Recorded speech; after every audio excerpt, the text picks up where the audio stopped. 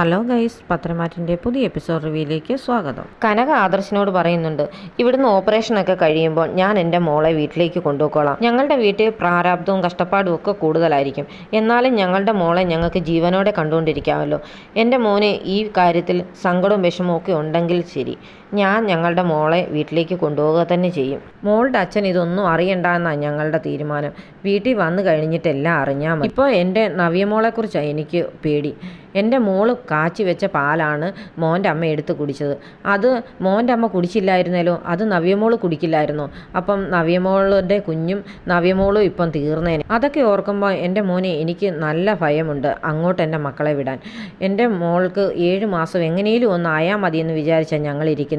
കെട്ടിച്ചു വിട്ട മക്കളും കെട്ടിക്കാത്ത മകളും എല്ലാം വീട്ടിൽ നിൽക്കുകയാണെന്നുള്ള കാര്യം ബന്ധുക്കളും നാട്ടുകാരും ഒക്കെ പറയുമായിരിക്കും. എന്നാലും സാരമില്ല, ഞങ്ങളുടെ മക്കളെ ഞങ്ങൾക്ക് ജീവനോടെ കണ്ടുകൊണ്ടിരിക്കാമല്ലോ. ഇനി എൻ്റെ നയനമോള് ആ വീട്ടിലേക്ക് വരണമെങ്കിൽ ആ വീട്ടിൽ ഒരു അംഗത്തെ പോലെ കഴിയാവുന്ന സാഹചര്യം ഉണ്ടെങ്കിൽ മാത്രമേ ഞാൻ എൻ്റെ മോളെ അങ്ങോട്ട് പറഞ്ഞു വിടത്തുള്ളൂ. മോൻ്റെ അമ്മയ്ക്ക് ഇപ്പോൾ ബ്ലഡ് കൊടുത്തതും കരൾ കൊടുത്തതും എല്ലാം എൻ്റെ മോളാണ്. എന്നിട്ടും ഈ സത്യങ്ങളൊന്നും ദേവയാനിയെ അറിയിക്കാൻ ഇവിടെ ആർക്കും പറ്റുന്നില്ല. കനകയുടെ വിഷമം പറച്ചിലിനൊന്നും ആദർശ് മറുപടി പറയുന്നേയില്ല. നന്ദു അനിയെ ഫോൺ വിളിച്ച് പറയുന്നുണ്ട്, എൻ്റെ നയനേടത്തി എന്തെല്ലാമാണ് വല്യമ്മയ്ക്ക് വേണ്ടി ചെയ്തെന്ന്.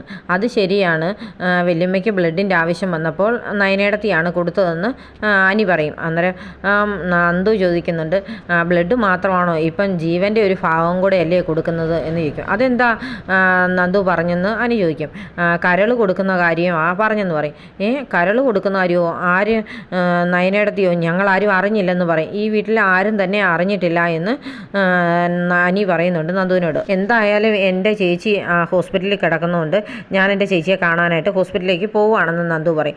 എന്നാൽ ഞാനും വരുന്നെന്ന് പറഞ്ഞ് അനിയും ഹോസ്പിറ്റലിലേക്ക് വരും. അനി ഹോസ്പിറ്റലിൽ വരുമ്പോൾ ഓപ്പറേഷൻ തിയേറ്ററിന് മുമ്പിൽ നിൽക്കുകയാണ് കനകയും ആദർശും. എന്താ ആദർശേട്ടാ ഇത് പറയാതിരുന്നെന്നൊക്കെ അനി ചോദിക്കുന്നുണ്ട്. എടാ, ഇത് വീട്ടിൽ ആരും അറിയണ്ട, മുത്തശ്ശനും മുത്തശ്ശിയും പോലും ഇപ്പം ഇതൊന്നും അറിയണ്ട എന്ന് പറയും. എന്നാലും ഇതൊന്നും അറിയാതെ എൻ്റെ അമ്മയും വീട്ടിലുള്ള എല്ലാവരും നയനേടത്തിയെ കുറ്റപ്പെടുത്തിക്കൊണ്ടിരിക്കുകയാണല്ലോ ഇപ്പോഴെന്ന് അനി പറയുന്നുണ്ട്. ആ സമയത്താണ് അങ്ങോട്ട് നന്ദു വരുന്നത്.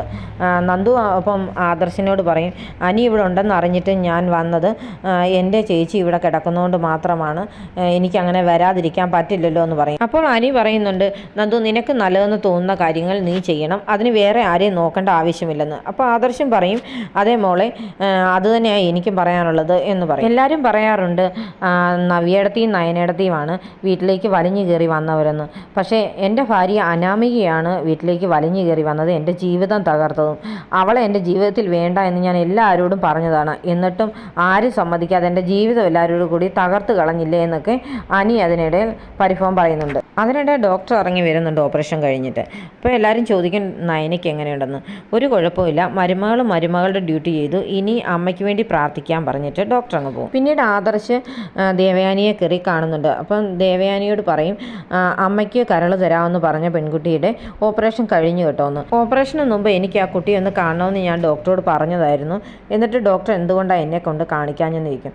ആ കുട്ടി വന്നായിരുന്നു അമ്മയെ കാണാൻ, അമ്മ അപ്പോൾ മയക്കത്തിലായിരുന്നുകൊണ്ടാണ് കാണാതിരുന്നതെന്ന് ആദർശ് പറയുന്നുണ്ട്. ആ കുട്ടിക്ക് എത്ര വയസ്സുണ്ടെന്ന് ദേവയാനി തിരക്കുന്നുണ്ട്.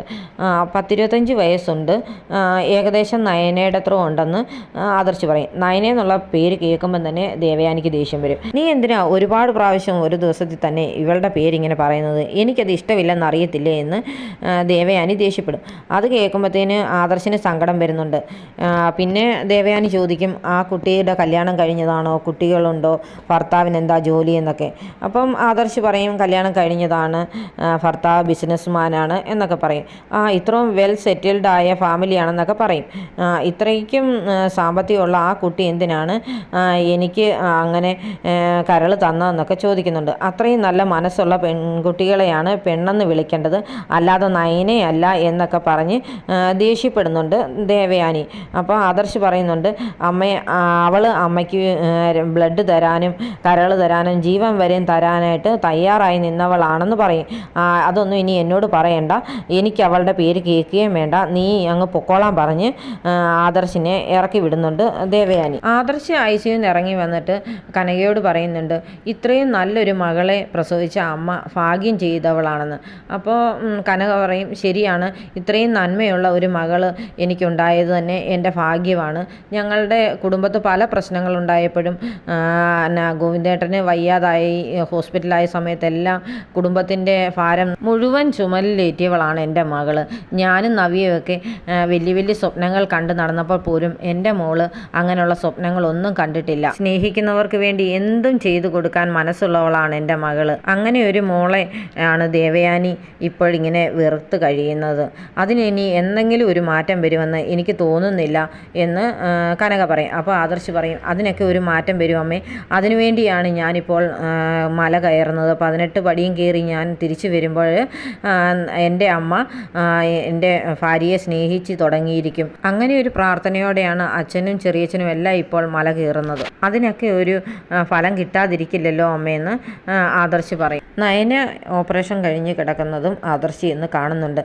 ആദർശിന് നയനെ കാണുമ്പോൾ ഭയങ്കരമായ സങ്കടമൊക്കെ വരുന്നുണ്ട്. കനക ആദർശിനോട് പറയുന്നുണ്ട്, മോൻ വേണമെങ്കിൽ വീട്ടിലേക്ക് പൊക്കോ, ഞങ്ങൾ ഇവിടെ നിന്നോളാം എന്ന് പറയും. അപ്പം പറയും, വേണ്ട, ഞാനും ഇവിടെ നിൽക്കാമെന്ന് ആദർശ് പറയുന്നുണ്ട്. അല്ല, മോൻ്റെ അച്ഛൻ ഇവിടെ ഉണ്ടല്ലോ, മോൻ റെസ്റ്റ് എടുക്കാൻ വീട്ടിൽ പൊക്കോളാൻ പറയും. എനിക്ക് അവിടെ ചെന്നിരുന്നാലും റെസ്റ്റ് എടുക്കാനൊന്നും പറ്റില്ലമ്മേ, എൻ്റെ ഹൃദയത്തിൻ്റെ 2 വശത്തുള്ള ആൾക്കാരല്ലേ ഇപ്പോൾ ഇവിടെ കിടക്കുന്നത്. അപ്പം ഞാൻ എങ്ങനെയാണ് അവിടെ പോയി റെസ്റ്റ് എടുക്കുന്നത്? ഞാൻ 2 ഡ്രസ്സ് എടുത്തിട്ട് തിരിച്ചിങ്ങി പോരുമെന്ന് പറയും. അന്നേരം നന്ദു പറയും, ആരൊക്കെ എന്തൊക്കെ പറഞ്ഞെന്ന് പറഞ്ഞാലും ഞാൻ ഇവിടെ നിൽക്കാനാണ് തീരുമാനിച്ചിരിക്കുന്നത്. എൻ്റെ ചേച്ചി ഇവിടെ കിടക്കുമ്പം ഞങ്ങൾ ഇവിടെ നിൽക്കുക തന്നെ ചെയ്യുമെന്ന് പറയും. അന്നേരം ആദർശ് പറയും, ശരിയെന്ന് പറയും. എന്നിട്ട് നയനെ ഇങ്ങനെ ഓപ്പറേഷൻ തിയേറ്ററിൽ നിന്ന് ഇറക്കി കിടത്തിയിരിക്കുന്നത് കാണിച്ചുകൊണ്ടാണ് ഇന്നത്തെ എപ്പിസോഡ് അവസാനിക്കുന്നത്.